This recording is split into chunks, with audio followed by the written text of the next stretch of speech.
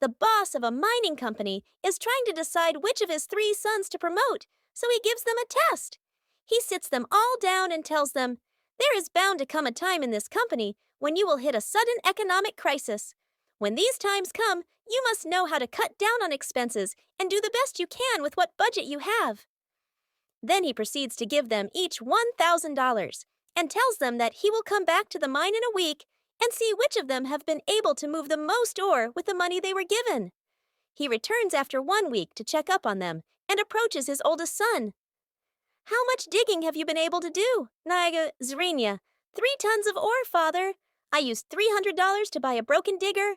I then used my business contacts to find a mechanic willing to fix it for just $200 if I gave his 5 kids a job.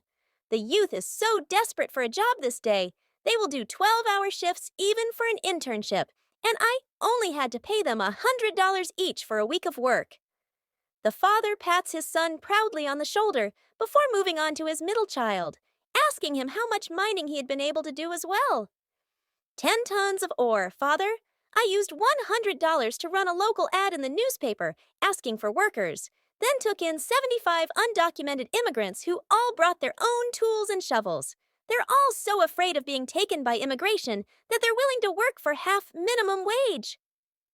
The father looks skeptically at his son for a while, but notices the massive piles of ore the workers are carrying out and gives him a nod before carrying on to his youngest son.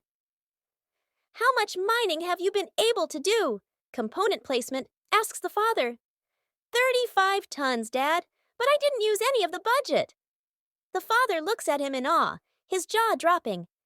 "How are you able to move 3 tons of ore for free?"